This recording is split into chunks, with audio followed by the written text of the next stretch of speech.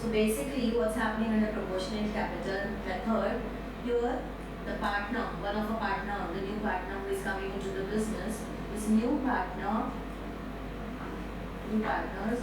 capital is not given to us in the question. Is not given in the question. Okay? So they have said in the question that he brings in proportionate capital, he brings in certain amount of capital. That hint is given here that he is bringing in capital, but we don't know the amount of capital. तो अब हमें calculate करना पड़ेगा. तो अब हमें जो calculate करना है उसके लिए कुछ स्टेप्स हैं. We'll follow those steps and we will be able to find his proportionate capital. तो इसके लिए करना क्या है, देखो. आप जो पार्टनर्स कैपिटल अकाउंट बनाते हो, same way you're going to prepare your evaluation account, same way you're going to prepare your partner's capital account, keeping this adjustment aside. So for the time we will forget about the capital and हम बाकी सारे 2 by 2 भर देंगे partner's capital. ठीक है? चलो मुझे बताओ, देखते हैं आपको कितना रिकॉल होता है. पार्टनर्स कैपिटल में क्या क्या जाता है बताइए. ओल्ड पार्टनर की कॉलम में और न्यू पार्टनर की कॉलम में. Suppose there are 2 old partner and 1 new partner. बताओ, इससे आपका पार्टनर्स कैपिटल अकाउंट भी रिवाइज हो जाएगा एंड फर्दर जो ये एक्स्ट्रा एडजस्टमेंट है ये भी कवर हो जाएगा. चलिए बताइए पार्टनर्स कैपिटल में क्या क्या जाता है. सबसे पहले what do we write down in partners capital account? Opening balance, by balance brought down, by balance brought down. तो यहाँ ओल्ड पार्टनर्स के कैपिटल में लिखते हैं, न्यू पार्टनर की तो ओपनिंग कैपिटल होती ही नहीं है. राइट माजिद, आर्यन, ये न्यू बैलेंस, ये ओपनिंग बैलेंस आप कहाँ से पिकअप करते हो? Fish, we take it from the balance sheet. It's already given to us in the balance sheet. वहाँ से उठा लेते हैं हम. ओके, फिर बैलेंस शीट में हमें और क्या क्या इन्फॉर्मेशन मिलती है? बैलेंस शीट में हमें अक्यूमुलेटेड प्रॉफिट्स मिलते हैं, हमें अक्यूमुलेटेड लॉसेस दिखेंगे और गुडविल दिखेगा. So what are the 5 accumulated profits we have studied? बताओ मुझे एग्जांपल अक्यूमुलेटेड प्रॉफिट के. चलो चलो रिकॉल. मेरे को लॉस एग्जाम है भाई, हफ्ते बाद भी नहीं, हफ्ता भी नहीं बचा. लॉसेस है फॉर टैक्स में लेकिन एक सेकंड. अच्छा लॉसेस भी करेंगे, पहले प्रॉफिट तो बताओ. Investment fluctuation reserve, correct. Workman compensation reserve, general reserve, contingency reserve. Okay, provident fund is not an accumulated profit. ये बात आपको ध्यान रखनी, गलती से पीएफ मत डिस्ट्रीब्यूट कर देना पार्टनर्स में. पार्टनर्स जेल में चले जाएंगे बिकॉज इट्स लाइक वो एम्प्लॉइज का पैसा है. एम्प्लॉइज की सैलरी में से आपने डिडक्ट करके और अपने पार्ट से आपने कंट्रीब्यूशन करके एम्प्लॉई के फंड में जमा किया है which is with the government, और आप उसी का पैसा अपने आपको डिस्ट्रीब्यूट कर रहे हो. चलो ऐसा थोड़ी ना होता है. ठीक है, तो यहाँ पे क्या क्या जाता है? यहाँ पे हमारे अक्यूमुलेटेड प्रॉफिट्स जाते हैं. एपी लिख लियो फिलहाल के लिए. तो एपी का मतलब आप समझ जाना, we are talking about general reserve, workman compensation reserve, investment fluctuation reserve, contingency reserve और फिर profit and loss account. Right, ये 5 हमारे अक्यूमुलेटेड प्रॉफिट्स हो गए. बट डब्ल्यूसीआर और आईएफआर में हमेशा एक्सेस अक्यूमुलेटेड प्रॉफिट ही डिस्ट्रीब्यूट होता है. याद है ना, I have given you the entire chart of WCR and IFR. पहले आप क्या करते हो? पहले डब्ल्यूसीसी के अगेंस्ट सेट ऑफ करते हो. वर्कमैन कॉम्पेंसेशन क्लेम के अगेंस्ट पहले डब्ल्यूसीआर सेट ऑफ होता है. जो भी एक्स्ट्रा अमाउंट होता है वो पार्टनर्स को दिया जाता है. रिमेंबर, सिमिलरली आईएफआर के केस में भी पहले फॉल इन द इन्वेस्टमेंट्स के अगेंस्ट सेट ऑफ होता है और एक्स्ट्रा अमाउंट पार्टनर्स को दिया जाता है. I hope you all remember this concept. Yes, you cannot distribute the entire WCL and entire IFR amongst the partners if the WCC is given to you or if the fall in investment is given to you. वो गलत हो जाएगा पूरा का पूरा concept. फिर उसके बाद हम accumulated losses distribute करते हैं old partners को old ratio में. Accumulated profits, accumulated losses, they are always distributed in old ratio. Accumulated losses के example क्या है? Advertisement suspense account, which is also known as deferred revenue expenditure account, correct? And second is P&L का debit balance. P&L में अगर loss होगा तो ये आपको कहाँ दिखेगा? ये आपको asset side में दिखने वाला है.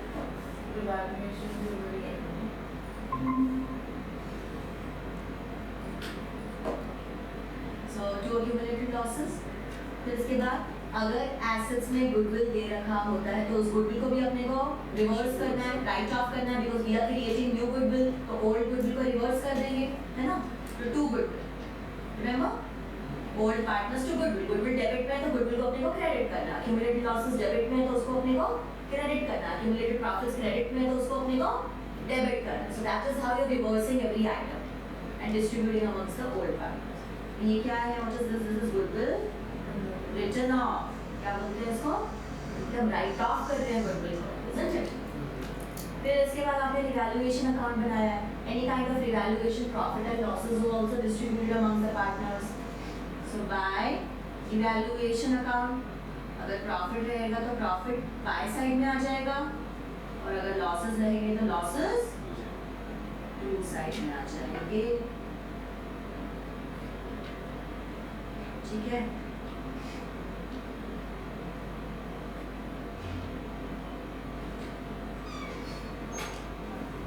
थोड़ी सा डाल दो,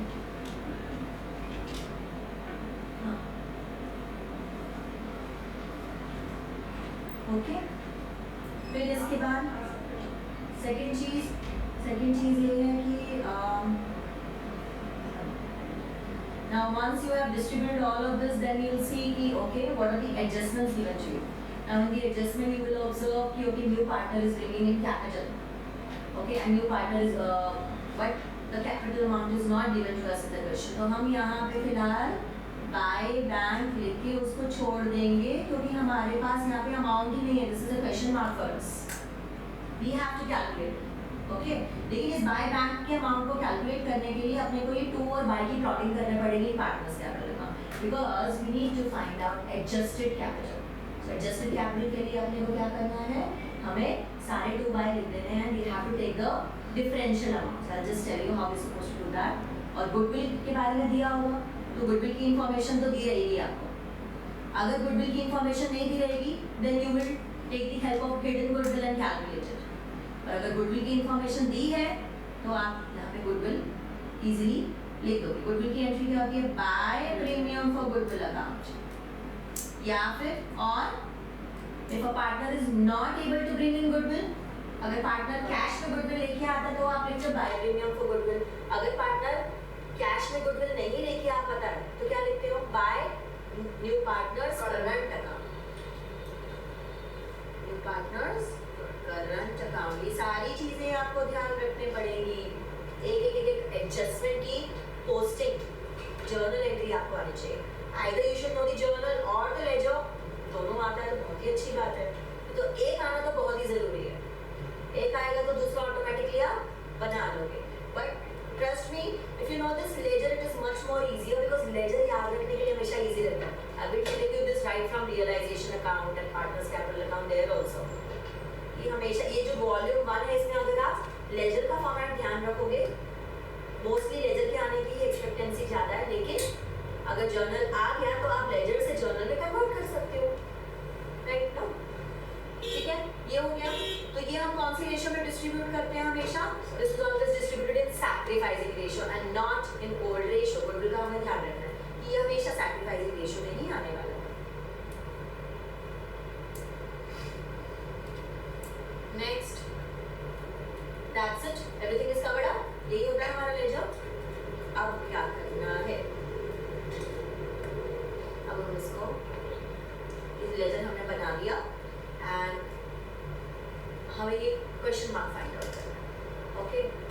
नाउ इस क्वेश्चन मार्क को फाइंड आउट करने के लिए हमें पहले टू बैलेंस कैरिड डाउन की फिगर कैलकुलेट करनी पड़ेगी, because till the time we don't have to balance carried down we cannot calculate buyback, and two balance carried down will not be given to you in the question, ये नहीं रखा। अच्छा, क्या हम old partners का to balance carried down calculate कर सकते हैं? न्यू पार्टनर का नहीं कर सकते ना, ओल्ड पार्टनर का तो कर सकते हैं। अब ये जो ओल्ड पार्टनर का हम to balance carried down calculate करते हैं, इसको हम क्या बोलते हैं, what is the term known as, now henceforth we will call it adjusted capital, and that's what we are studying today. But today's topic is what? Today's topic is adjustment of capital. Adjustment of capital. In adjustment of capital, proportionate capital is the first concept what we are covering up. Okay, so ये adjusted capital हमें calculate करना है. Adjusted capital calculate करने के लिए क्या करना है? You will simply take the total of the credit side, you will take the total of the debit side, right, and subtract it and get the balancing figure. या balancing figure निकालोगे तो क्या आ जाता है आपको? Adjusted capital. इसको हम adjusted capital बोलते हैं. Okay, so write down the steps now for proportionate capital. Right now, calculation for proportionate capital of a new partner. New partner की प्रोपोर्शनेट कैपिटल हम कैसे कैलकुलेट करेंगे? Step number 1, calculate adjusted capital of old partners. अगर मैंने आपको ये directly लिखवा दिया होता step calculate adjusted capital of old partner तो समझ आता. उसके लिए आपको पार्टनर्स कैपिटल अकाउंट समझना जरूरी है. उसके लिए आपको ये समझना जरूरी है that this true balance carried down of the old partners is known as adjusted capital. So this is basically credit minus debit. Credit side minus debit side will give you the adjusted capital of the old partners, which is nothing but the balancing figure. So normal जैसे आप balancing figure find out करते हो वैसे ही balancing figure आप find out करोगे. Step number 2, total capital equals to, अब हम firm का टोटल कैपिटल कैलकुलेट कर सकते हैं. देखो कैसे कैलकुलेट कर पाओगे. Total capital equals to total adjusted capital. दोनों पार्टनर्स की एडजस्टेड कैपिटल को टोटल कर दो. Okay, total adjusted capital into reciprocal of combined reciprocal of combined new share of old partners. Reciprocal of combined new share of old partner. ये कैसे निकलता है वो भी मैं आपको बता देती हूँ. Now in the question it's given to you that क्या दिया होता है क्वेश्चन में कि न्यू पार्टनर जो है वो शेयर कुछ शेयर लेके आता है, right. So new partner share is given to you in the question. Okay, जो न्यू पार्टनर का शेयर दिए सपोज वो दिया 1/4 क्वेश्चन में दे रखा है. This is given to us. तो ओल्ड पार्टनर का बचा हुआ शेयर कितना हो गया? रिमेनिंग शेयर कितना हो गया? Exactly 1 minus 1/4 which is 3/4. I have already taught you this, right? ये जो 3/4 है भाई, स्टॉप यॉर्निंग, इतनी नींद आ रही है तुम लोगों को. ये जो 3/4 है ये क्या है? ये टोटल न्यू शेयर है ओल्ड पार्टनर्स का. समझे? तो इस 3/4 को अपने को क्या करना है? इस 3/4 को अब हम कर देंगे रेसिप्रोकल. 3/4 का रेसिप्रोकल कितना हो गया? 4/3. तो यहाँ जाके हम लिख देंगे 4/3 और मल्टीप्लाई कर देंगे टोटल एडजस्टेड कैपिटल से, which will give you the total capital of the firm. ये पूरे फर्म की टोटल कैपिटल आपको अचीव होगा. Is this clear? तो ये फॉर्मूला है जो कि आपको याद रखना है कि टोटल कैपिटल फर्म की कैसे अचीव होती है under the proportionate capital method. Total adjusted capital into reciprocal of combined ले रहे हैं हम. जो ये 3/4 है ना, ये 3/4 दोनों का शेयर है, कंबाइंड शेयर. हमने अभी इसको सेग्रीगेट नहीं किया. Don't segregate it. What is the use of segregation? हमें तो कंबाइंड ही चाहिए ना दोनों का. ओके, सो 3/4 कंबाइंड शेयर लोगे दोनों का, उसको रेसिप्रोकेट कर दो and you will be able to get the total capital of the new firm. फिर इस total capital में से आप क्या करोगे? इस total capital में से आप new partner की capital find out कर पाओगे. Now new partners capital will be step 2. Step 2 में जो आपको total capital आई है into his share. उसका share तो आपको पता ही है ना 1/4, right? तो तो टोटल कैपिटल को जब आप इंटू 1/4 करोगे तो आपको न्यू पार्टनर का शेयर मिल जाएगा, जो भी क्वेश्चन में दे नहीं रखा और जो आपने ओल्ड पार्टनर की कैपिटल के बेसिस पे कैलकुलेट कर लिया है।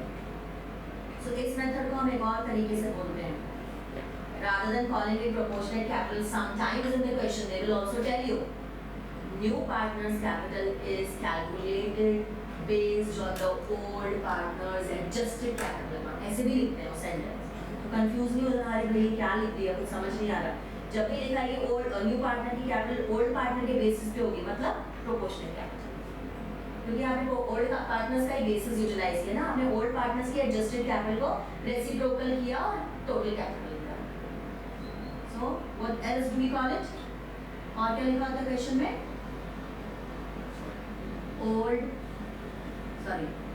new partners capital is adjusted based on old partners capital, ऐसे भी लिख सकते हैं क्वेश्चन। क्लियर? चलो अभी आपको एक क्वेश्चन भेज रही हूँ, उसका इवैल्यूएशन अकाउंट और पार्टनर्स कैपिटल का बनाना स्टार्ट करो, और फिर सिर्फ ये वाला पॉइंट मैं आपके साथ करूँगी। इस पॉइंट तक ये पूरा आपका पार्टनर्स कैपिटल खुद से बन के रेडी हो जाना चाहिए। Is it clear Maithri? Any doubt? देख लो जिसको इवैल्यूएशन अकाउंट नहीं याद, इवैल्यूएशन में हम क्या करते हैं, by assets, basically you are debiting the assets in the journal entry, right? By asset मतलब जर्नल एंट्री में डेबिट कर रहे हो ना, बाय साइड लेजर के बाय साइड में जो भी आता है वो जर्नल में डेबिट होता है। So this is increase in the assets. By liabilities मतलब you are debiting the liabilities, that means decrease in the liabilities, because assets carry debit balance and liabilities carry credit balance. Similarly, when you reverse the assets to assets, that means you're providing for the decrease in the assets. And when you write down to liabilities, you're providing for the increase in liabilities.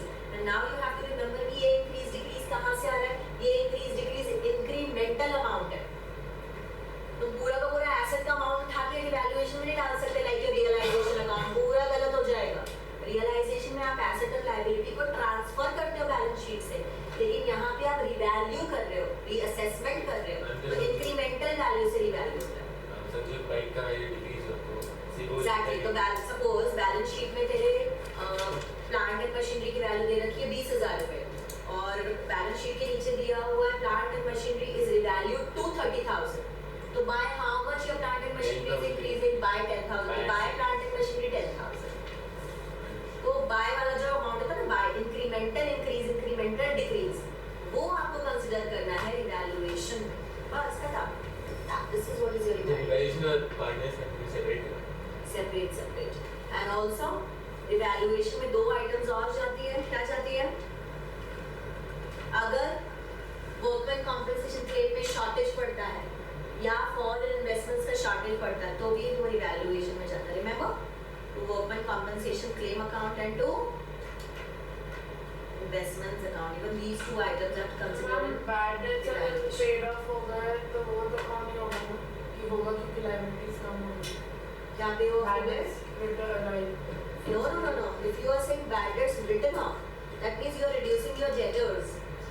If you are saying bad debts are recovered, that means you are recovering the money. Old bad debts जो आपने write off किए थे, आपने आज recover किए, तो अगर bad debts recovery होती है तो वो भी revaluation में जाता है ना, क्योंकि वो लायबिलिटी कम। तो अगर हम bad debts recovery की बात करते हैं, नहीं, बैड डेट्स 20,000 के रिटर्न ऑफ हो गए, लेकिन 15,000 के सेटलमेंट। हाँ, तो वो रिकवर हो गए ना, उसको बैड डेट रिकवरी तो बोलते हैं। तो बैड डेट्स जब सेटलमेंट होते हैं तो उसको बैड डेट्स रिकवरी बोलते हैं। बैड डेट्स रिकवरी की क्या एंट्री होती है? 11 standard bank account debits to bad debts recovered account. But ये बैड डेट्स रिकवर कहाँ ट्रांसफर होता है? इवैल्यूएशन में। Bad debts recovered account debit to evaluation account, तो by bad debts, by bad debts recovered. And आपकी जो balance sheet बनेगी उसमें बैंक बैलेंस भी बढ़ना चाहिए, लेकिन balance sheet exactly, the liability is decreasing, perfect, and but it's your income, हम इसको liability से correlate नहीं करते, हम इसको ये बोलते हैं कि हमारी income है, okay? And दूसरी चीज इसका effect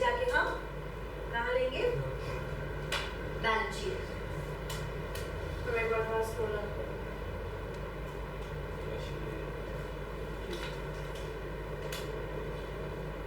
Mehdi, have you got evaluation profit loss? Gauri? Yes, ma'am. It's a profit I'm calculating. 30 and stock was under by 30,000 Indian transfer. No, 30 is wrong. Total 30. No, total is 40. Total is 40. Okay, that's correct. Total is 40. The division is 30. Division is 30 is 10. Perfect. 40,000 is the total gain actually. Yeah, I was talking on the division. See, evaluation account आप check कर लीजिए. Evaluation account आप कैसे बनाएंगे? एक adjustment ध्यान से देखना. So we are doing illustration 75.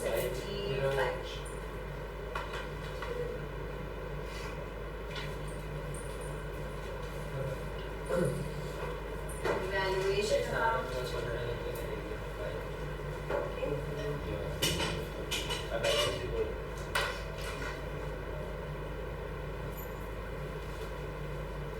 Now check. इसको नहीं समझ आ रहा, प्लीज देख लो एक बार क्या दिया है. Provision for doubtful debts was to be maintained at 10% on debtors. Provision for doubtful debt is a liability. Remember that. लेकिन अगर already old provision books में दिए तो आपको उससे comparison करना पड़ता है और आपको देखना पड़ता है कि आपको provision और create करना है कि आपको provision reverse करना है. So check. इसके लिए working note बनेगा. Working note 1. What is the new provision they are asking us to create?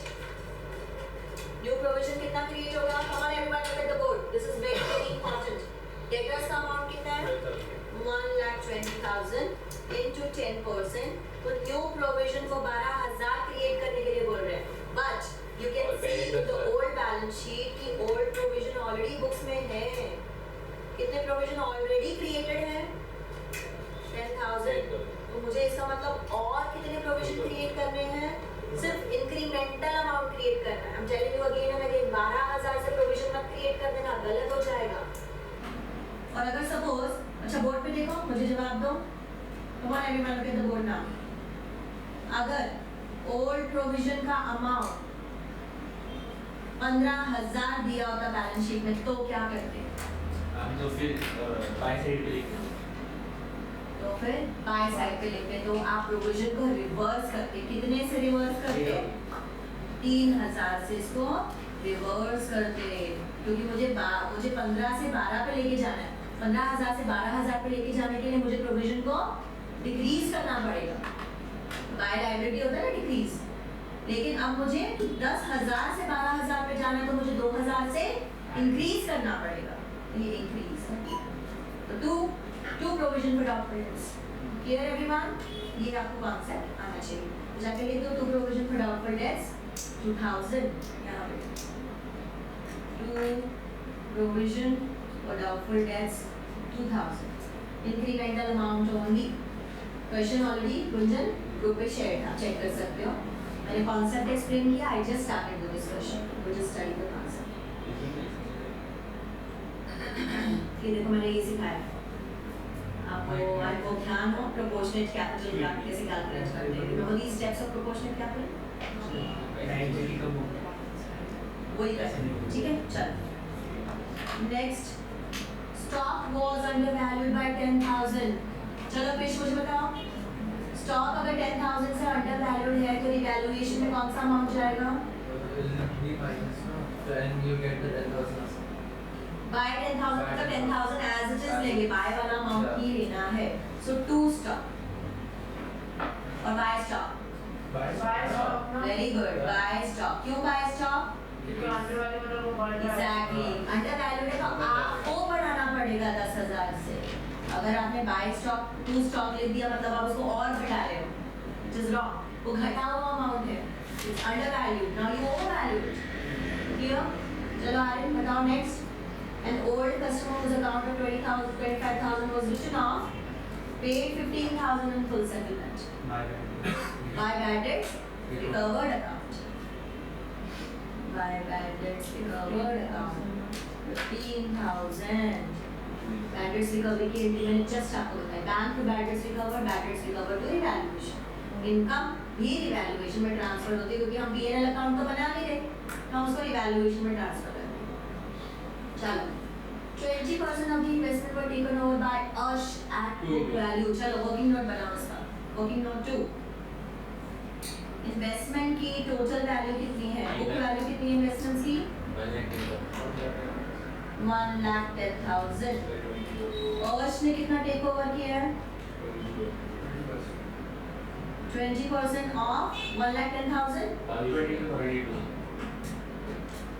22,000। तो ये 22,000 की एंट्री क्या बनती है? This is Arsh capital account, debit to investment. Investments घट रहे हैं, पार्टनर टेक ओवर कर रहा है, तो पार्टनर से फर्म पैसा लेगी बाद में, इसलिए पार्टनर के कैपिटल को डेबिट कर रहे हैं। सी फर्म में ना बार बार पैसे का लेन देन नहीं चलता, सब कुछ कैपिटल के थ्रू होता है। पैसा दे रहे हो तो कैपिटल को क्रेडिट कर दो, पैसा लेना है तो कैपिटल को डेबिट कर दो, फिर ईयर एंड में सेटलमेंट करेंगे। ऐसे साल भर नहीं चलता रहता, अच्छा इतना पैसा दे दे, इतना पैसा ले ले, not like that. Only the salary what has been decided amongst the partner, they keep withdrawing it every month। ठीक है, तो ये जाके आपको एक इफेक्ट पार्टनर्स कैपिटल में लेना पड़ेगा। But will there be any effect in the revaluation account? क्योंकि वो बुक वैल्यू पे टेक ओवर कर रहा है। अगर ये अर्श मोर देन बुक वैल्यू पे टेक ओवर कर रहा होता तो आपकी इन्वेस्टमेंट में इंक्रीज होता, तो जाके आप इवैल्यूएशन में रिकॉर्ड करते बाय इन्वेस्टमेंट। लेकिन वो बुक वैल्यू पे ही ले रहा है, इसलिए कुछ जाएगा कि इवैल्यूएशन में। तो what about the remaining amount? 1,10,000 में से 22,000 गया, तो बाकी अमाउंट फिर कहाँ जाना चाहिए? वो काम हो गया ना, तो एग्जैक्टली। सो 1,10,000 में से अर्श ने बुक वैल्यू पे टेक ओवर कर लिया 22,000, तो आपकी वैल्यू बची 88,000। ये जाएंगे आपकी न्यू बैलेंस शीट में। इतने इन्वेस्टमेंट्स आपके पास पड़े हुए हैं, which will be carried forward to the new balance sheet। There will be no effect in the revaluation account, क्योंकि अर्श ने बुक वैल्यू पे टेक ओवर किया।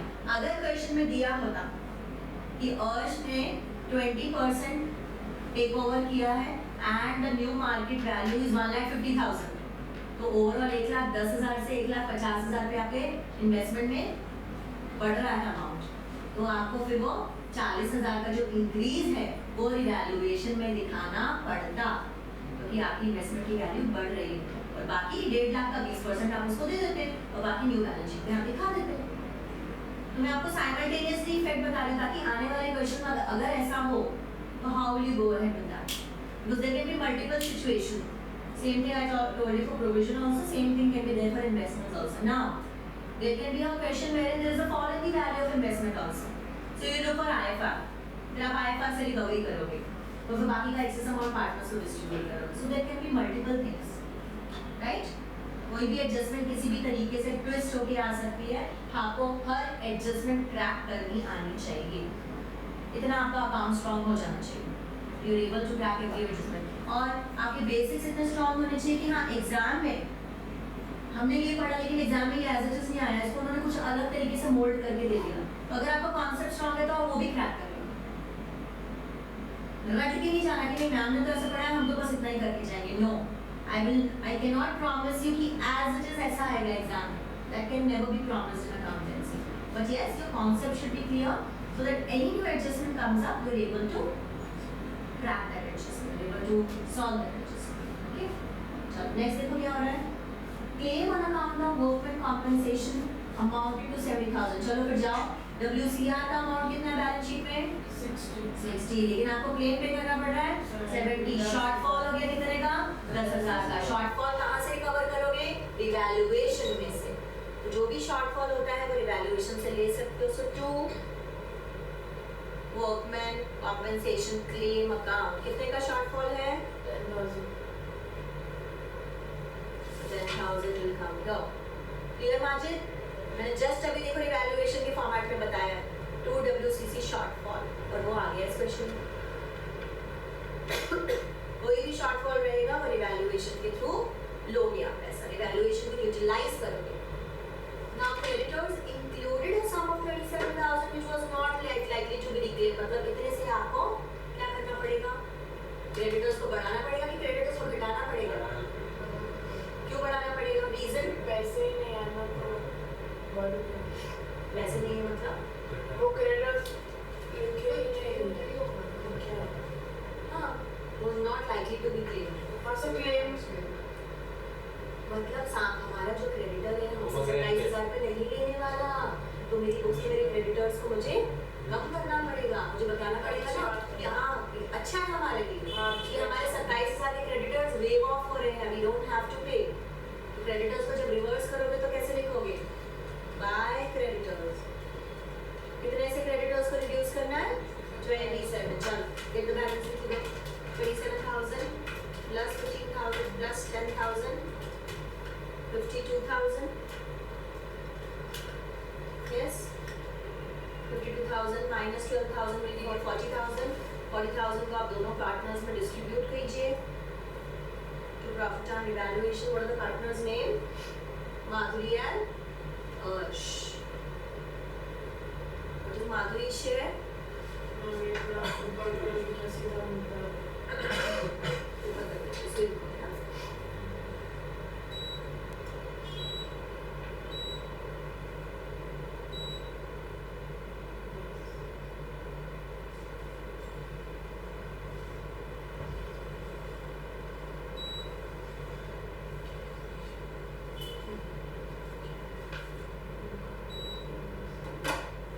माधुरी एंड अर्श को कितना जाएगा बेटा बताओ what is the proper sharing ratio 3:1 so 30 to 10 Madhuri is capital account 30,000 अर्श इज कैपिटल अकाउंट 10,000 सॉर्टेड हो गया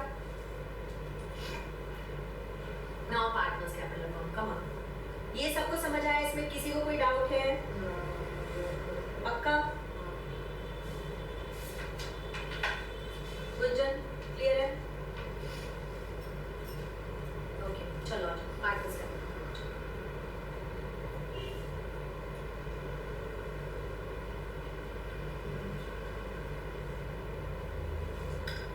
आप लोग की स्कूल कब से स्टार्ट हो रहे सबके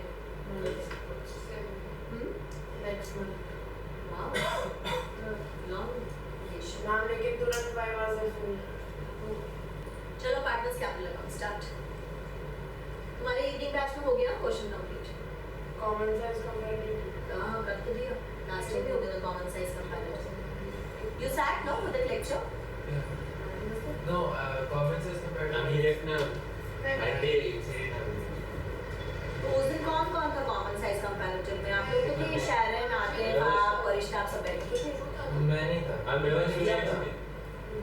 मेरा सूर्य अच्छा आप और सूर्य राइट बाकी लोग ऑनलाइन थे हाँ नहीं अनुभव था कृष्ण था आपने पार्टी नहीं की अच्छा हाँ उस दिन कृष्ण था मैंने पार्टी नहीं की क्या पार्टी दिवाली हाँ हाँ मैम एटलीस्ट फेयरवेल तो रखना चाहिए यार चिल्ड्रंस डे हो गया ना विल सेलिब्रेट दैट अरे मैम तभी टेंशन है एग्जाम का नेक्स्ट डे बाय बाय उसका टेंशन फिर एग्जाम आएगा तो अभी 14 नवंबर ना हाँ वो तब क्या है तभी हम सब ट्यूशन तो आओगे ना अभी पार्टनर्स कैपिटल अकाउंट चलो जल्दी बनाओ फटाफट माधुरी अर्श ज्योति माधुरी अर्श ज्योति माधुरी अर्श ज्योति सबसे पहले ओपनिंग बैलेंस अच्छा बस अभी बाद में थोड़ी देर में ब्रेक के बाद balance brought down opening balance कितना है 3 लाख 2 लाख 3 लाख एंड 2 लाख ओके चलो उसके बाद accumulated profits ढूंढो बैलेंस शीट में you have WCR तो WCR तो ऑलरेडी शॉर्टेज में है तो वैल्यूएशन से हमें 10,000 यूज करना पड़ गया we don't have any excess amount in the WCR so leave it what about the provident fund do not distribute provident fund okay so है ही नहीं कुछ accumulated profits accumulated losses भी कुछ नहीं है goodwill भी कुछ नहीं है so there is nothing at all okay revaluation का प्रॉफिट ले लो कितना है revaluation का प्रॉफिट 30 है take that buy revaluation account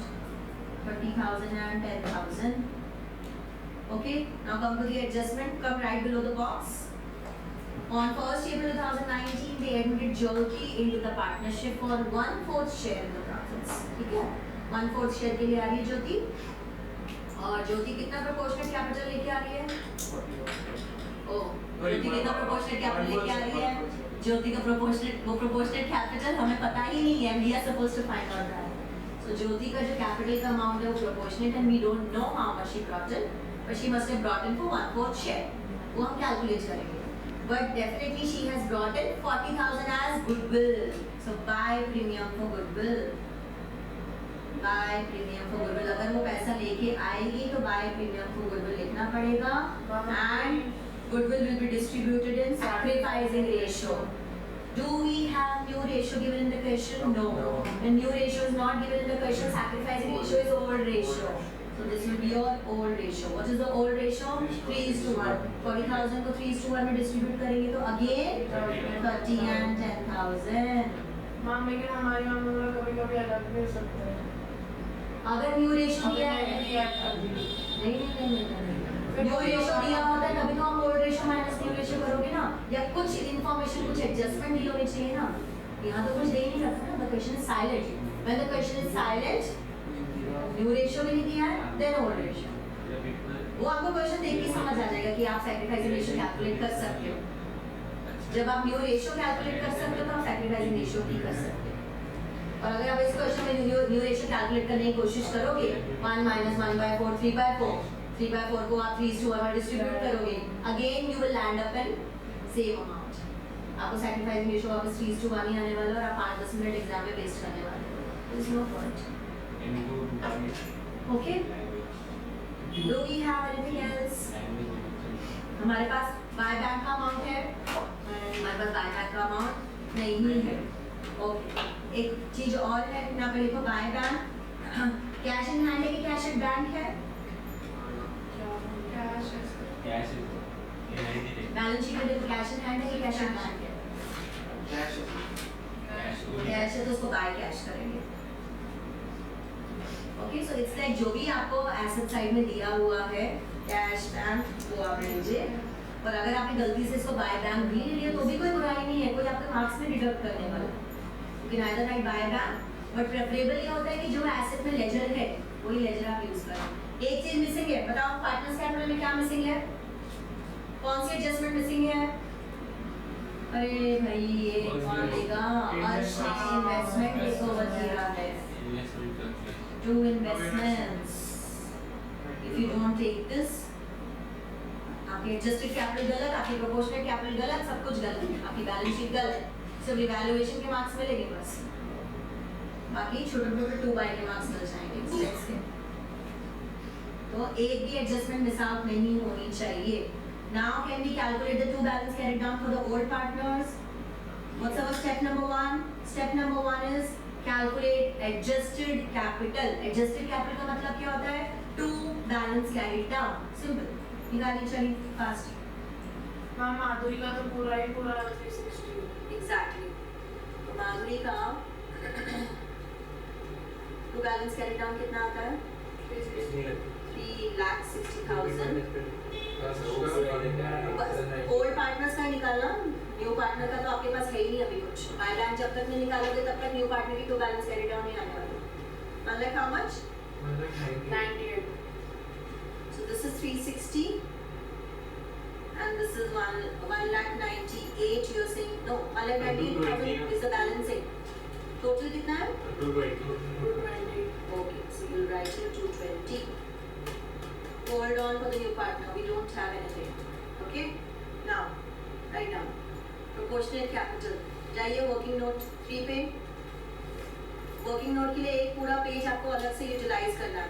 Revaluation account half page, partners capital half page, balance sheet half page, and then all your working notes. Okay? So, proportionate capital के लिए working note 1 क्या है? Adjusted capital. Shortcut में लिखेंगे, पूरा full sentence लिखने की जरूरत नहीं है आपको। Just write down adjusted capital और पार्टनर का नाम लिखो। कितना निकाला आपने? नाम क्या था? माधुरी। सो माधुरी का क्रेडिट माइनस डेबिट कितना आ गया? 3,60,000 और उनका क्रेडिट माइनस 60,000। AR essential में ना 1,98,000। Take the total. कितना adjusted capital? 5,58,000. Okay, this is your step number 1. Step number 2. क्या है step 2? Total capital equals to, formula नहीं लिखा तो भी चलता है, total adjusted capital which is 5,58,000 into reciprocal of new combined share of old partner. तो यहाँ ब्रैकेट में लिखेंगे पहले 1 minus how much? 1 by 4. वही सेम ही नंबर है, ये कॉमन है 1/4 एंड 1/5 एंड 1/6, ये तीन शेयर बहुत कॉमन है. तो कितना आ गया 3/4. 3/4 का रेसिप्रोकल कितना होगा 4/3. Don't forget to reciprocate it, otherwise amount will go wrong. कितना आ रहा है 5,58,000 into 4 divided by 3, 744. Step number 3. Jyoti's capital equals to 7,44,000 into her share which is 1/4. Divide करो 186. आगे आपको बाय बैंक और बाय कैश अकाउंट 1,86,000. यहाँ पे जाके लिखिए 186, 186, 186, 186. Everywhere is going to be that only. Because for the new partners, the balancing figure, the two balance carried down figure to the new balance sheet is always the capital what the new partner is bringing in. और कुछ आता ही नहीं है new partner के इसमें, और वो ही हमारे पास अवेलेबल नहीं था.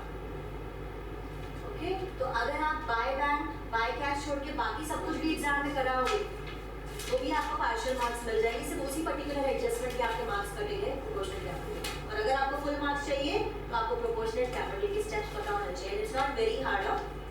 वो जब हम स्टेप लिखते हैं तब हमें हार्ड लगता है, लेकिन जब हम उसको एक्चुअली प्रैक्टिकलिटी में जब नंबर्स के साथ सॉल्व करते हैं you will observe that it is pretty easy. Adjusted capital को टोटल न्यू कैपिटल का रेसिप्रोकल कर देना है ओल्ड पार्टनर की, और फिर जो भी टोटल कैपिटल आएगा उसमें न्यू पार्टनर के शेयर से अगेन मल्टीप्लाई. मेरा बैलेंस शीट कब भी टाइप हुआ, मतलब 11 से लेकर अभी तक. चलो let's prepare balance sheet together. Let's tally. चलो बैलेंस शीट को टैली करने की टेक्निक है. ओल्ड बैलेंस शीट को हमेशा बेस लेना है, उसमें जो भी चेंजेस हैं वो लेने हैं, और अगर क्यों कोई न्यू आइटम आपने इंट्रोड्यूस करी है तो वो भी आपको ध्यान में रखिए कि हाँ ये न्यू आइटम है which is impacting your balance sheet. अब ऐसा होगा ही नहीं बैलेंस शीट टैली होगी, लेकिन अगर हाँ आपका कोई लेजर का अमाउंट ही गलत है which is suppose to be carry forward to the balance sheet, तो डेफिनेटली बैलेंस शीट टैली नहीं होने वाली. वो लेजर भी करेक्ट होना चाहिए.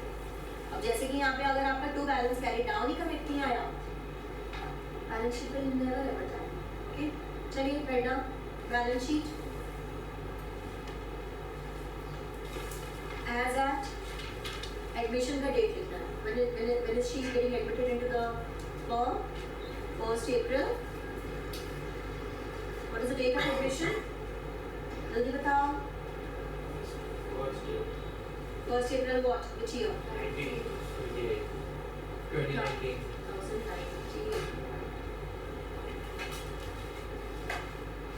सबसे पहले क्या आएगा? Capital account. यस,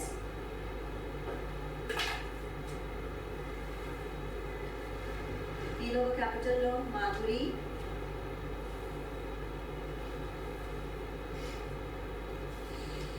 अर्श और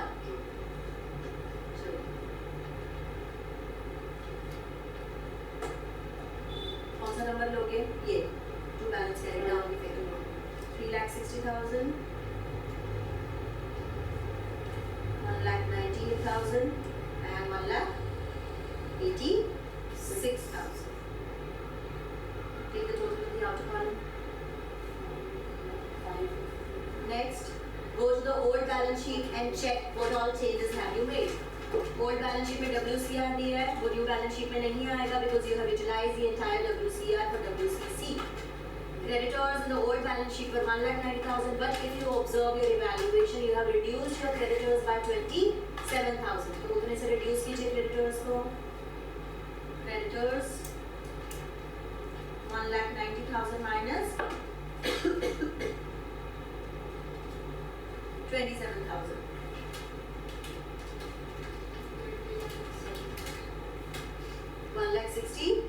3000। कैपिटल कितना टोटल आया? Okay. Next, go to the old balance sheet again.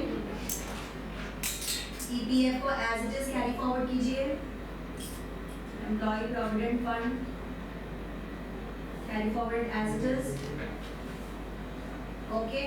And आपकी बैलेंस शीट टैली नहीं होगी अगर आपने वर्कमैन कॉम्पेंसेशन क्लेम को लाइब्रेरी साइड में नहीं लिखा, because that is workman compensation claim payable. It has not been paid till now. You have to assume it to be payable. कितना वर्कमैन कॉम्पेंसेशन क्लेम है? 70,000 का. अरे पेएबल कितना है बेटा? वो तो WCR तुमने यूटिलाइज किया, शॉर्टेज 10,000 की थी जो रिवैल्यूएशन से यूज करी. Total workman compensation claim payable कितना है? Workman compensation claim payable 70,000. Adjustment में जाके देखिए, टोटल 70,000 पेएबल है, वो आपकी न्यू बैलेंस शीट में आना चाहिए.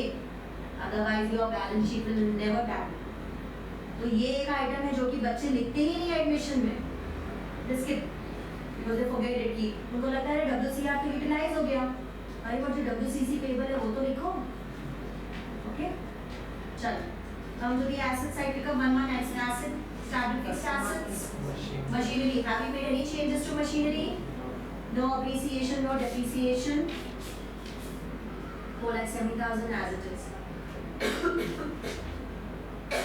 Have you made any changes to investment? Yes.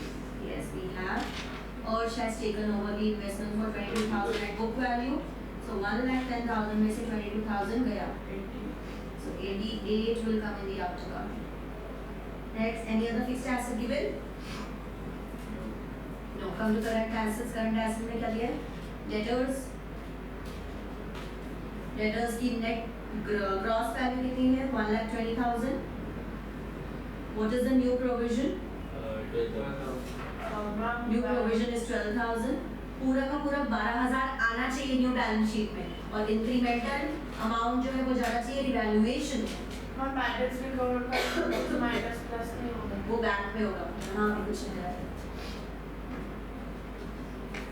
Next, any changes we have made to stock? Revaluation में आप जाओ, देखो आपने स्टॉक को 10,000 से बढ़ाया है. So what is the old value of stock? 1,40,000 plus लिखो appreciation 10,000. Outer column 1,50,000.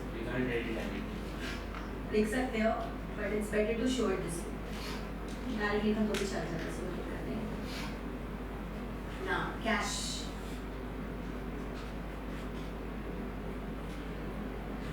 Okay, cash का ओपनिंग बैलेंस जाके पिक करो. ओपनिंग बैलेंस है 30,000 प्लस जो नया पार्टनर है वो कितनी कैपिटल और कितना गुडविल लेके आ रहा है? 40,000 गुडविल प्लस 1,86,000 कैपिटल. अभी जस्ट आपने फाइंड आउट किया ना, 1,86,000. और आपने कुछ कैश में से पे किया? Have you paid anything? But you have recovered bad debts now. वो 15,000 कौन लेगा? नहीं लिया ना, अगेन बैलेंस शीट नहीं होने वाली. I told you bank account debit to bad debts recovered account. You have to take it.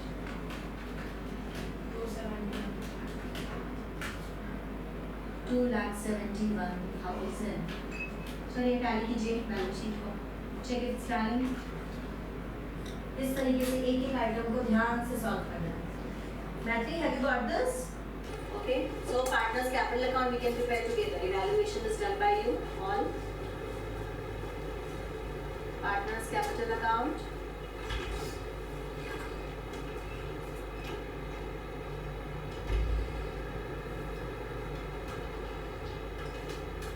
Who are the old partners? Anil and Sunil.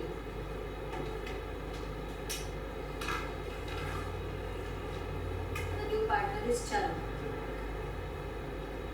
Anil, Sunil, Charan. Okay. सबसे पहले क्या लिखना partners capital account में? Bye balance brought down. Correct? Term margin कितना है opening balance? Opening balance है 32,600 और 40,000। Okay, इसमें सबको मार्क्स मिल जाएंगे बाय बैलेंस ब्रॉट डाउन, इसमें तो कुछ नहीं है करने के लिए, सीधा 1/4 mark in your pocket. Okay next, हाँ ओके उतना ही मिलेगा ना, और कितना मिलेगा? 0.2। हाँ बस 25 पैसा उतना ही मिलेगा। फिर उसके बाद रिवैल्यूएशन का जो आपने प्रॉफिट निकाला है वो दे दो, कितना रिवैल्यूएशन का profit? You just got it at 2,500 and I think you distributed that as 1,500 and 1,000. वो आ गया, ठीक है। Now go to the balance sheet and look for accumulated profits, accumulated losses, goodwill. देखो accumulated profit में क्या दिया है? Accumulated profit में आपको workman compensation fund है, investment fluctuation fund है, ये दो चीजें हैं। क्या workman compensation fund में कुछ पैसा बचा है पार्टनर्स को डिस्ट्रीब्यूट करने के लिए? कितना बचा? वर्कमैन कॉम्पेंसेशन क्लेम कितना? Sorry, workman compensation का पैसा है वो। Do we have any workman compensation claim? No. Then you can say that the entire amount of workman compensation fund will be given to the partners. Okay. And what about investment fluctuation fund? There you're going to utilize, है ना?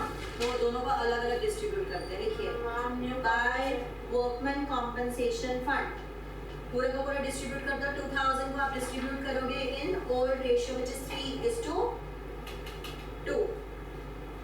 कितना होगा 3:2 में? 1,200 and 800। Ma'am new profit sharing ratio क्या है? 3.2। One second, will come in 2 minutes. IFF में 1,000 में से 500 आपने यूटिलाइज कर दिया।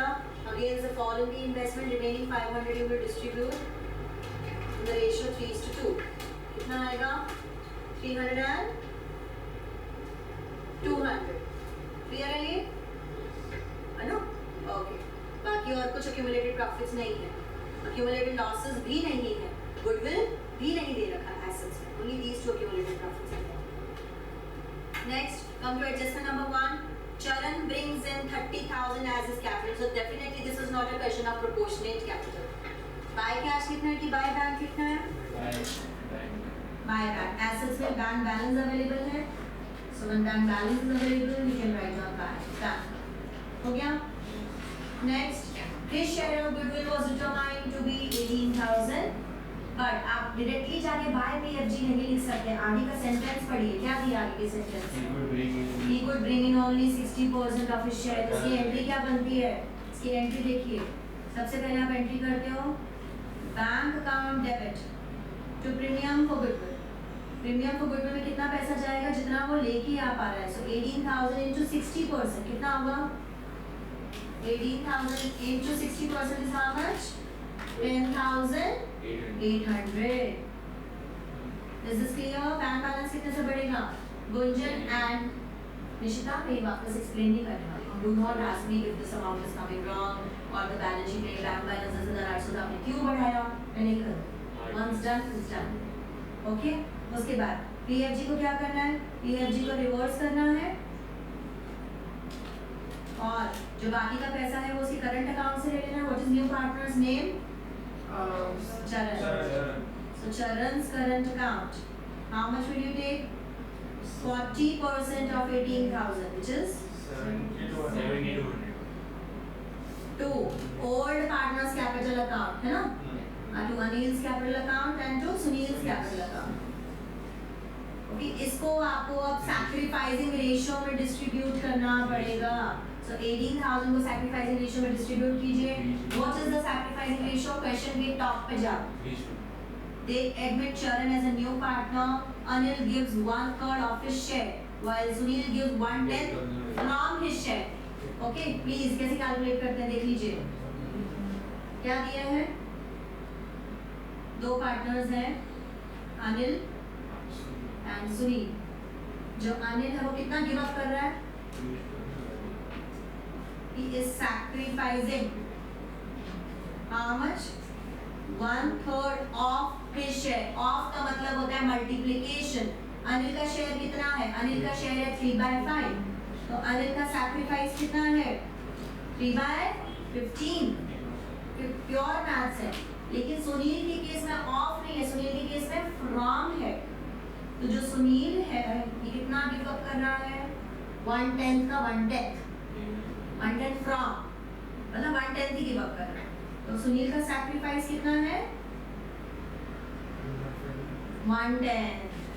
उसका न्यू शेयर कैलकुलेट करने के लिए आपको क्या करना पड़ेगा? 2/5 माइनस 1/10 माइनस हो जाएगा।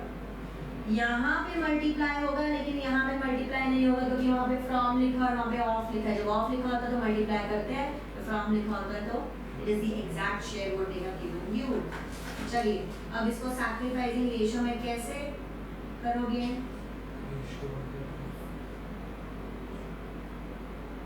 बनाओ, रेशियो में बनाओ। 3/15 का क्या होगा? 3 1 3 3 5 15, 1/5 is to 1/10 can be written as 2:1. 2:1 is the sacrificing ratio. क्यों? कैसे 2:1 बना? आपको आता है ना मैजिक ये? हमको 1/5 को भी 10 में कन्वर्ट करना, दोनों का डिनोमिनेटर मुझे सेम चाहिए। तो जब 1/5 को कन्वर्ट करूँगी तो 2/10 बन जाएगा। ये तो ऑलरेडी 10 है, 2:1। पहले का ही क्या नहीं समझा? ये तो दे रखा है ना बेटा, सेंटेंस पढ़ो ना जाके टॉप पे, बैलेंस शीट के टॉप पे लिखा है Anil sacrifices 1/3 of his share. Of मतलब मल्टीप्लिकेशन, हिज शेयर मतलब बोर्ड पे देखो कितना है उसका शेयर अनिल का? 3/5, तो 1/3 into 3/5। लेकिन जो सुनील है वो कितना सैक्रिफाइस कर रहा है? 1/10 फ्रॉम हिज शेयर, मतलब पूरा का पूरा 1/10 सैक्रिफाइस कर रहा है। फ्रॉम मतलब 1/10 is the sacrifice. Please 1/10 of 2/5 मत कर देना, वो गलत हो जाएगा। उन्होंने ऑफ वर्ड नहीं यूज किया है सुनील के लिए, फ्रॉम वर्ड यूज किया है सुनील के लिए। दोनों में बहुत फर्क है। मैथ्स में 9th-10th में हम पढ़ते हैं ऑफ एंड फ्रॉम। ऑफ मतलब मल्टीप्लिकेशन, फ्रॉम मतलब माइनस। लेकिन फ्रॉम कब यूज करोगे? जब उसका न्यू शेयर कैलकुलेट करोगे। चलिए अब न्यू शेयर कैलकुलेट करेंगे। यहाँ पे जरूरत है न्यू शेयर की? है, जरूरत है। बताऊं क्यों? अभी आपको नहीं लगेगा, अभी तो अपने को सैक्रिफाइसिंग रेशियो चाहिए, लेकिन जो एडजस्टमेंट है वो एडजस्टमेंट करने के लिए अपने को न्यू शेयर लगेगा। Will come to that later, no problem. मैं आपको एडजस्टमेंट के साथ समझाऊंगी। अभी 2:1 यूज करो, चलो डिस्ट्रीब्यूट करो। 18,000 को 2:1 में डिस्ट्रीब्यूट करो, कितना आएगा? 12,000। So Nishita, in these type of questions you will calculate because sentence दिया है कि इतना उसने give up किया, तो आपको calculate करना पड़ेगा। और जब वो sentence नहीं देता तो आप assume करते हो कि sacrificing ratio old ratio है, और अगर new ratio directly दिया होती है then you do old ratio minus new ratio and get the sacrificing ratio. So there are multiple cases कि ऐसा अभी question आ सकता है। चलिए by PFG and by Charan's current account लिखिए जाके। By PFG how much? By PFG? Okay, now. अब तुम इसको कैसे करोगे? जर्नल एंट्री में तो ऐसे कर लिया, लेकिन अब पार्टनर्स कैपिटल में डालने के लिए 10,200 को भी 800 को भी डिवाइड करना पड़ेगा और 7,200 को भी डिवाइड करना पड़ेगा, तभी तो तुम लिख पाओगे ना बेटा। ये टोटल मुझे चाहिए 10,800 बाय चरण's करंट अकाउंट। ये टोटल हमें चाहिए 7,200। उसका बाइफिकेशन हमने जर्नल में नहीं किया, वो आप लेजर में पोस्टिंग करते वक्त ही करोगे। चलिए 10,800 फर्दर इन द रेशियो 3:2 और सैक्रिफाइसिंग रेशियो 2:1। 2:1 परफेक्ट। चलो 10,200 को 2:1 में करो, कितना आएगा? 10,800 into 2 divided by 3, 7,230 और 7,200 को डिस्ट्रीब्यूट करोगे 4,800 लिख जाए 7,200 3,600 4,800 and 2,400। उसको भी फर्दर डिस्ट्रीब्यूट करना पड़ेगा, वरना आप लिखोगे कैसे बाय पीएफजी व्हाट अमाउंट? 10,800 थोड़ा ना लिखोगे, you have to distribute it further. क्योंकि यहाँ जर्नल में तो हमने ये टोटल डिस्ट्रीब्यूट कर दिया ना 18,012 और 6। क्लियर है? Is lost, make him up. ये भी करना है रिजल्ट चलो हो गया गुडविल की एडजस्टमेंट। तो जब भी ऐसे पार्शियल गुडविल होगा तो जो पैसा वो लेके आ रहा हो पीएफजी के थ्रू रूट होगा, जो पैसा वो नहीं लेके आ रहा वो करंट अकाउंट के थ्रू रूट होगा। And let me tell you यहाँ पे बच्चे सबसे कॉमन मिस्टेक क्या करते हैं, क्या करेंगे, बैंक टू पीएफजी 10,800 ये एंट्री बराबर करेंगे और हाँ ऐसे लिखेंगे bank to PFG to Charan's current account, to Charan's current account लिख देंगे और बैंक अकाउंट को डेबिट कर देंगे। अरे भाई वो पैसा नहीं लेके आ पा रहा था इसलिए तो उसके करंट अकाउंट को डेबिट करना है, और जो करंट अकाउंट में पैसा आता है वो बैंक में नहीं जाता है। तो ये आपको बहुत ज़्यादा ध्यान रखना पड़ेगा। Whatever amount he is actually able to bring in only that will go to bank account। जो पैसा नहीं ला पा रहा वो कहाँ जाएगा, उसके करंट अकाउंट के थ्रू डेबिट होगा। लेकिन दोनों का टोटल सैक्रिफाइस रेशियो में डिस्ट्रीब्यूट होगा, दोनों के डिस्ट्रीब्यूट होगा। Sometimes what you guys do, आप करंट अकाउंट यहाँ पे डेबिट कर देते हो मतलब, लेकिन आप उसको डिस्ट्रीब्यूट करना भूल जाते हो। Some of the other mistake I have observed a lot of mistake in this journal entry, ध्यान रखना है आपको। ओके नेक्स्ट एडजस्टमेंट, बी वाली एडजस्टमेंट हो गई इवैल्यूएशन के थ्रू। Come to C adjustment. Maithi focus on C adjustment. Capital account of the old partners is to be readjusted in the new profit sharing ratio. ये कौन सा केस है, this is your case number 2। What is case number 2? When old partners capital account is adjusted on the basis of new partners capital account। लिखिए case number 2, ये proportional capital से अलग है और बहुत इजी है। When old partners capital account is adjusted on the basis of new partners capital account. जो new partner आ रहा है ना उसके बेसिस पे हम एडजस्ट करेंगे ओल्ड पार्टनर को। पहले हमने क्या किया था, हमने न्यू पार्टनर को एडजस्ट किया था ओल्ड पार्टनर पे, अब हम ओल्ड पार्टनर को एडजस्ट कर रहे हैं न्यू पार्टनर, उल्टा। तो case number 1 and case number 2 और ऑपोजिट्स। जब हम न्यू पार्टनर को एडजस्ट करते हैं ओल्ड पार्टनर्स के बेसिस पे वो बन जाता है आपका प्रोपोर्शनल कैपिटल। इसका कोई नाम नहीं है, इसको हम ऐसे लेते हैं, देयर इज नो नेम। यहाँ पे प्रोपोर्शनल कैपिटल मेथड बोलते हैं ना, यहाँ पे ऐसा कोई नेम नहीं है। तो देखो क्या लिखा, capital account of the old partners is to be adjusted in the new profit sharing ratio arrangement on the basis of Charan's capital. तो न्यू पार्टनर के बेसिस पे एडजस्ट करोगे तो obviously new profit sharing ratio पे adjust करोगे ना, क्योंकि जब नया पार्टनर आ रहा है बिजनेस में he is also bringing in his share and you're going to get a new ratio altogether, so you have to distribute in the new ratio। Okay और जो भी एक्सेस होगा डेफिशिएंसी होगा वो आप कैश में एडजस्ट करोगे। तो ये मैं आपको बताऊंगी कि ये एक्सेस और डेफिशिएंसी कैश में पार्टनर्स कैपिटल के थ्रू किस तरीके से एडजस्ट करना है, we will come to that. लेकिन यहाँ पे पहले देखो कि टोटल कैपिटल कैसे कैलकुलेट करना है। Write down total capital of the firm equals to new partners capital into reciprocal of new partner share। ये निशिता और गुंजन आपको आना ही चाहिए multiple time we have done this. Okay and Gunjan you better start coming regular, you have missed a lot. इतना accounts में कोई miss नहीं करता जितना तुमने किया, you have been very regular throughout the 6 months। तभी तो मेरी कॉल नहीं हो रही है चीजें याद है, पहले बीच में बहुत ज़्यादा तुम एब्सेंट हुई हो, now don't be absent for the next 2 months at least. Revision में रेगुलर आओ। ओके चलो न्यू पार्टनर का कैपिटल बताओ कितना है, न्यू पार्टनर कितना पैसा लेके आ रहा है कैपिटल का, चलन 30,000। और न्यू पार्टनर की रेशियो कितनी है, कितने शेयर लेके आ रहा है न्यू पार्टनर, वो तो अपने को नहीं पता, वो अपने को कैलकुलेट करना पड़ेगा। हाँ जो जस्ट अभी आपने ये सब किया कैलकुलेशन के बेसिस पे। ओके सो अनिल ने कितना गिव अप किया इसके लिए, चरण के लिए, अनिल ने चरण के लिए गिव अप किया है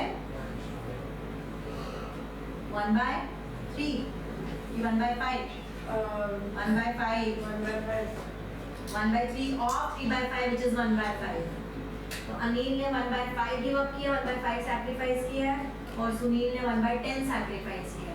तो सैक्रिफाइसिंग रेशो और ओल्ड रेशो की हेल्प से आप निकालोगे न्यू रेशो। न्यू रेशो दे ही नहीं रखी क्वेश्चन में न्यू पार्टनर। स्पेसिमेन पेपर है, इतना आसान तो हो ही नहीं सकता जितना दिख रहा है छोटा सा, हाँ है ना? यूपीएसआर बस एक बार बताओगे। हाँ तो अब देखिए कैसे करोगे। यहाँ पे क्या तरीका है कैलकुलेट करने का। Sacrificing ratio is old ratio minus new ratio, so therefore new ratio will be old ratio minus sacrificing ratio। इसी से बनाइए फार्मूला, कुछ नया फार्मूला लर्न करने की जरूरत नहीं है आपको। ओके, ओल्ड रेशो इसका कितना है अनिल का? 3/5। ओके, अनिल ने कितना सैक्रिफाइस किया है? 1/5,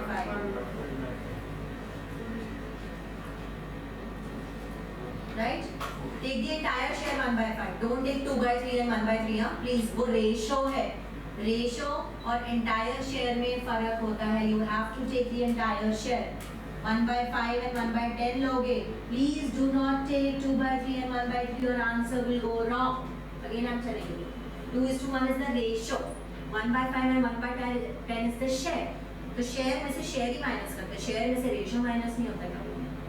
मैथ्स अगेन बहुत बहुत मैथमेटिक्स कॉन्सेप्ट है जो आपको अकाउंटिंग में यूज होते हैं, स्पेशली इन पार्टनरशिप। ओके, चलो बताओ 3/5 माइनस 1/5 कितना बन गया इसका? 2/5। This is for Anil. अब सुनील, सुनील का ओल्ड रेशो कितना है? 2/5। सुनील ने कितना गिव अप किया?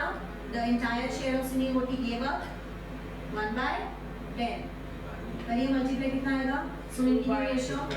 3/10। वेरी गुड, क्रॉस मल्टीप्लाई करो।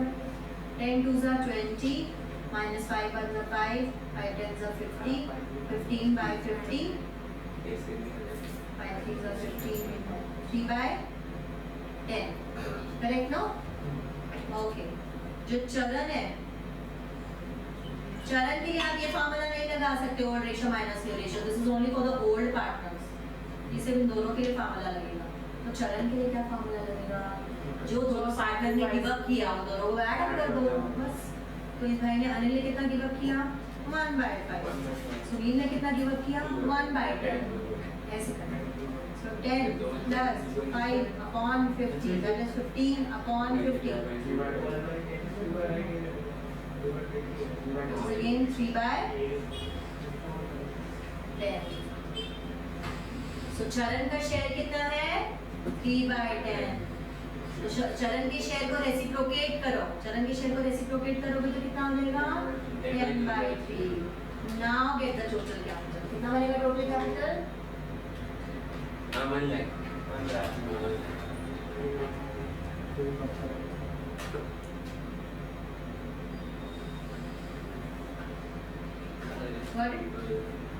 अब ये जो टोटल कैपिटल 1 लाख है, ये क्या है?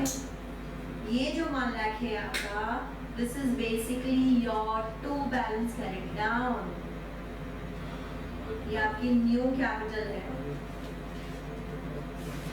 This 1 lakh is your new capital जो आपने कैलकुलेट करा है। अंडरस्टैंडिंग? और इस 1 लाख को आपको अब कौन सी रेशो में डिस्ट्रीब्यूट करना है?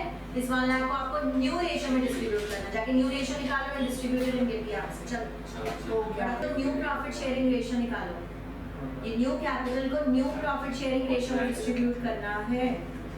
Please do not distribute in old profit sharing ratio. In the question itself it is given कि old partner की capital new partner की capital के basis पे adjust करनी है in new profit sharing ratio। तो आपने 1 लाख निकाला on the basis of new partners capital, निकाला कि नहीं? हाँ निकाला। ठीक है, ये देखो, ये जो आपने 1 लाख निकाला है ये किसके बेसिस पे निकाला है? On the new partner shares basis, reciprocal of new partner share। Okay, और अब इस 1 लाख को आपको न्यू प्रॉफिट शेयरिंग रेशो में ही डिस्ट्रीब्यूट करना पड़ेगा। न्यू प्रॉफिट शेयरिंग रेशो कितनी बन गई? यहाँ देखिए, what's new profit sharing ratio? 2/5 is to 3/10 is to 3/10। Again बाकी दोनों का डिनोमिनेटर 10 है, लेकिन अनिल के डिनोमिनेटर को कन्वर्ट करना पड़ेगा। सो अनिल का डिनोमिनेटर बन जाएगा वो 2/5 को 2/2 से मल्टीप्लाई करोगे तो 4 बनेगा। Okay, so 4/10 is to 3/10 is to 3/10। So the new profit sharing ratio is 4:3 is to 3। और ऑल ऑफ यू सबको आया? 1 लाख को जब 4:3 is to 3 में डिस्ट्रीब्यूट करोगे तो कितना आ जाएगा? चलो करो जल्दी से। Exactly 40 30 30 perfect 40 30 and 30। देखो आपको कैसे पता चलेगा कि आप करेक्ट कर रहे हो? Check, cross check. ये 30,000 है तो ये भी 30 होना चाहिए और टैली हो जाना चाहिए, तभी आपने करेक्ट किया। Okay, so this is done. ठीक है, सो ये आपका सेकंड केस है। यही दो केसेस आईएससी वालों के पोर्शन में है। Proportional capital new, that is new partner का ओल्ड पार्टनर के बेसिस पे, this is second case old partner का न्यू पार्टनर। That's it. चलिए बैलेंस शीट बनाइए फटाफट, on your own everyone, balance sheet. चलो एक आइटम में चेंजेस करो, बैलेंस शीट टैली करो। मैं आप नोटिस करोगे कि आपका जो पार्टनर्स कैपिटल अकाउंट है वो टैलीड नहीं है। उन्होंने बोला भी है क्वेश्चन में कि you need to adjusted in the cash. Adjusted in cash मतलब टू कैश बाय कैश। तो चल आ जाओ, देखो अनिल का क्या सीन है। अनिल के केस में अनिल का क्रेडिट का टोटल कितना है? अनिल का क्रेडिट का टोटल कितना है? 40,000। सही है 40 ना, करो कैलकुलेट। 47,600। लेकिन अनिल का डेबिट का टोटल कितना है? 40,000।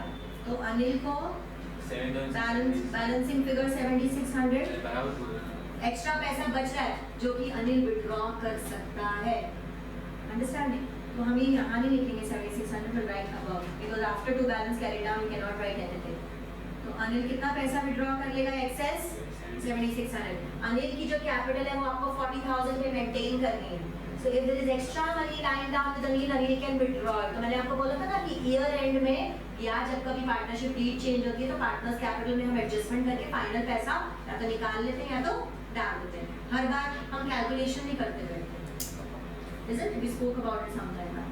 Now, same thing for Sunil. Take the total of the credit side. Sunil का क्रेडिट साइड का टोटल कितना है? 48,400।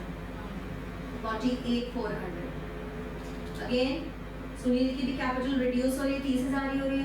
तो सुनील कितना विड्रॉ कर सकता है? ओके, अगर बैलेंसिंग फिगर बाय साइड में आती तो it could have been by cash. If the balancing figure is coming on the two side, it will be two cash.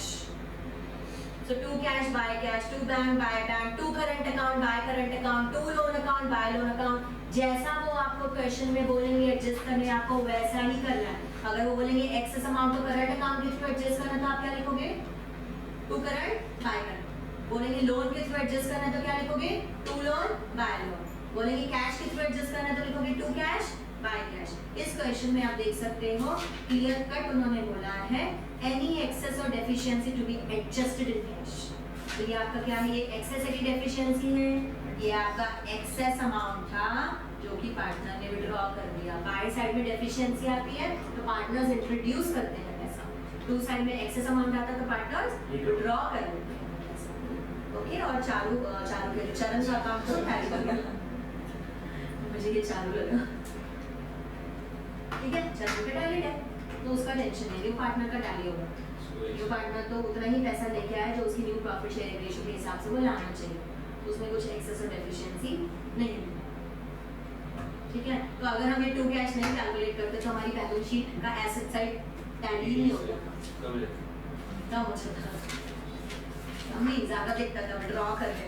To cash मतलब विड्रॉ, आपको माइनस करना पड़ेगा बैलेंस शीट। चलो अब जाओ बैलेंस शीट बनाओ, चलो फास्ट। पार्टनर्स कैपिटल अकाउंट में देख लीजिए, वापस एक और चीज बता देती हूँ जिसको नहीं समझ आ रहा।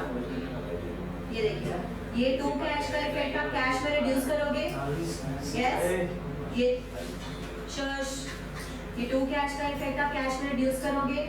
ये न्यू कैपिटल में टू बैलेंस कैरी डाउन जाएगा आपका। यस, ये चरण का जो करंट अकाउंट है ये आपको एसेट्स में लेना पड़ेगा। अगर आपने नहीं लिया तो गलत, क्योंकि पीएफजी का तो इफेक्ट आप ले रहे हो ना बैंक में, बैंक बैलेंस बढ़ा रहे हो, यहाँ पे भी आपको बैंक में इंक्रीज करना पड़ेगा, ये भी बैंक में आपको इंक्रीज करना पड़ेगा। उसके बाद WCF और IFF बैलेंस शीट से बिल्कुल ही हट जाएगा, because that you have reversed and distributed the excess amount of the partners. तो अब जाके आपकी बैलेंस शीट कैरी होगी। इसमें से एक भी इफेक्ट अगर आपने बैलेंस शीट में कैरी फॉरवर्ड नहीं किया, again a problem. Getting the two cash amount is okay, but चलन का करंट अकाउंट भी अगर नहीं लिया तो गॉन। समझ रहे हो? Now with this your admission is over. So this was the last part of admission which was pending. Adjustment of capital. 10 mark का क्वेश्चन आने वाला आप लोगों के एग्जाम में ऑन एडमिशन। ओके, मैं कुछ क्वेश्चन भेज रही हूँ एडमिशन पे, हेलो आप लोगों को प्रैक्टिस सजेशन करना है। भेजो ना।